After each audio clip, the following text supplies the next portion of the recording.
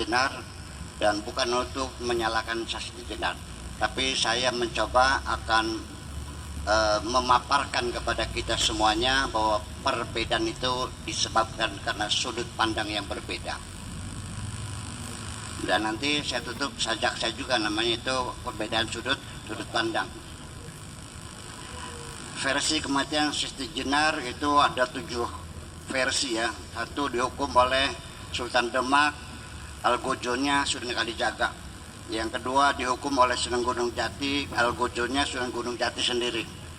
Nggak tahu nih, belum tahu tidak ya. 3, dihukum oleh Sunan Giri, Algojonya Sunan Gunung Jati.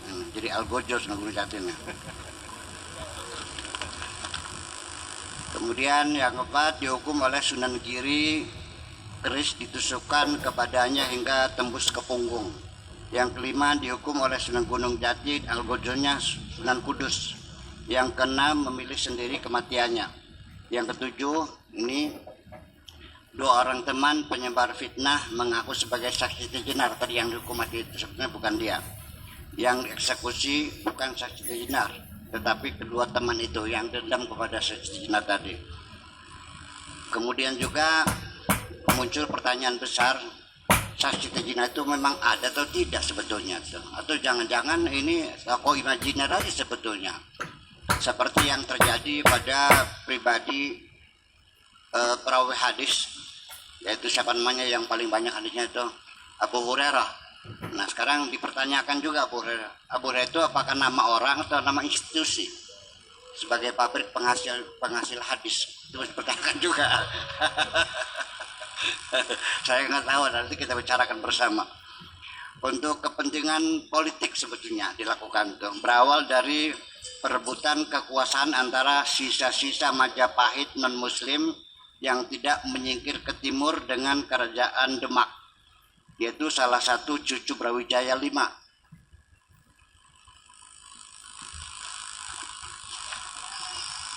atau Ki Kebo Kenongo yang beragama Hindu-Buddha beraliansi dengan Sakti Jenar yang beragama Islam. Jadi ini akibat karena konflik politik saja semuanya itu.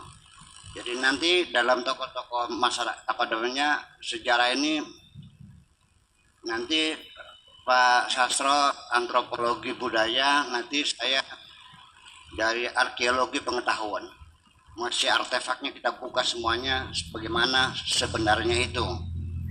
Nah nanti dalam diskusi saya membatasi diri tidak kepada persoalan sejarahnya, tapi 3 poin pemikiran yang dianggapnya kontroversi, yaitu kematian, hakikat kematian, kemudian apa tadi tentang ketuhanan dan kebebasan, dan ketiga letak penerapan syariah. Itu yang kita bahas. Syukur 3 yang selesai, kalau enggak ya nomor 1 saja, nggak ada masalah. Ya udah.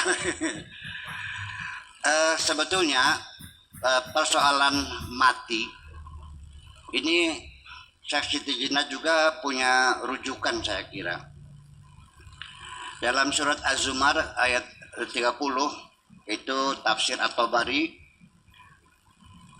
30, maksudnya 30 itu langsung aja 29, 30, 31 yang bunyinya Bismillahirrahmanirrahim. Daraballahu mathalan rajulan fihi syuraka mutasyakisuna wa rajulan salaman li rajulin hal yastawiyani mathala alhamdulillah bal aktsaruhum la ya'lamun.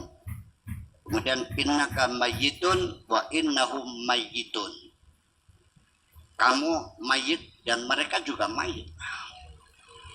Ini penjelasannya. Kemudian bal aktsaruhum la ya'lamun, ini oleh Tabari. Innaka mayyitun tafsirnya ai innaka an qaribin mayyitun, bahwa engkau itu adalah sebentar lagi akan jadi mayit. Jadi innaka mayyitun maknanya an qaribin mayyitun, sebentar lagi bakal jadi mayit. Ini para mufassir ini memang kelakuannya begini. Jadi digeser. Setiap mufasir selalu ketika menafsirkan Al-Quran selalu dengan digiring kepada streamline ideologinya masing-masing. Makanya saya sering mengatakan, kalau kamu memberikan informasi kepada saya, tolong sifatnya hanya faktual, jangan dianalisa, biar aku yang menganalisa sendiri. Ya, karena bagaimanapun ketika dianalisa terjadi di situ distorsi. Suka atau tidak suka, saya ingin menafsirkan sendiri. Aku juga punya hak untuk menafsirkan.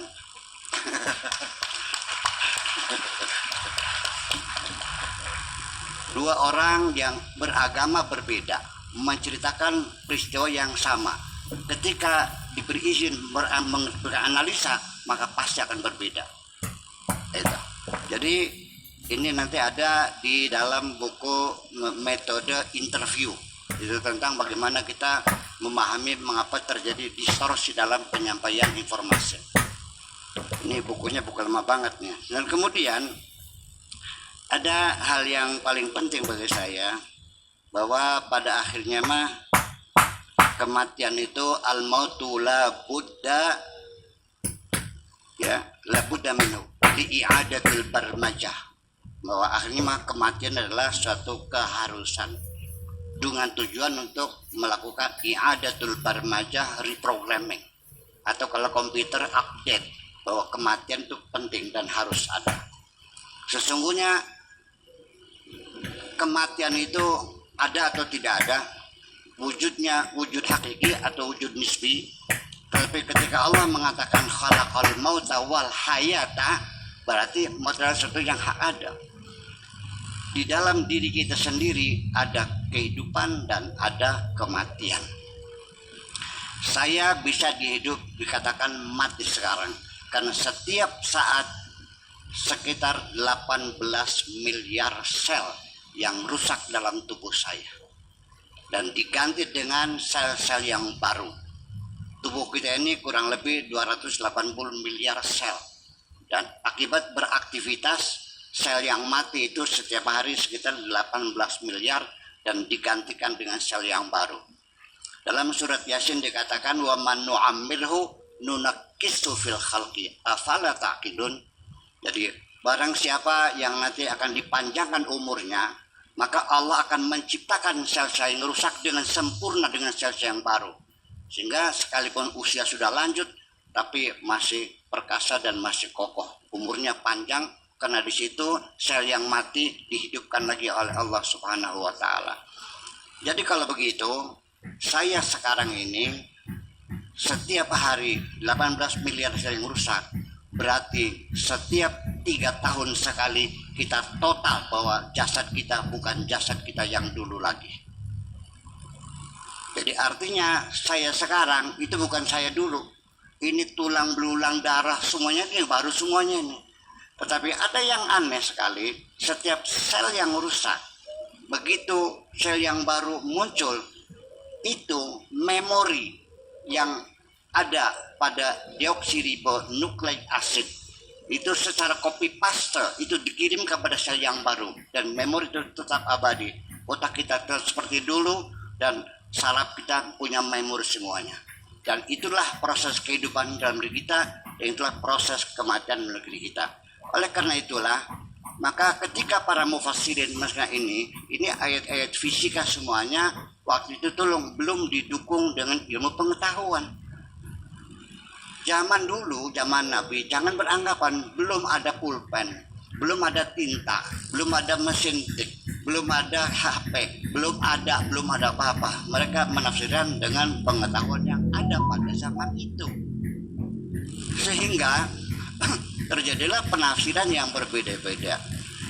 Ketika Allah mengatakan yulijul laila fin nahar wa yulijun nahar fil lail, itu penafsirannya molak-malik enggak karu-karuan. Karena mereka belum tahu bahwa bumi itu bulat dan berputar. Kenapa bumi itu? Kenapa yulijul laila fin nahar wa yulijun nahar fil lail? Ya karena bumi ini bulat. Karena dia berputar, maka bagian yang menghadap matahari itu disebut siang, yang membelakang disebut malam. Ketika berputar, maka terjadilah yulijul laila fin nahar wa yulijun nahar fil lail. Jadi artinya kita tidak menyalahkan mereka, kita maklumi saja. Yuk kita bikin gerakan baru menyempurnakan karya-karya orang yang terdahulu. Terima kasih.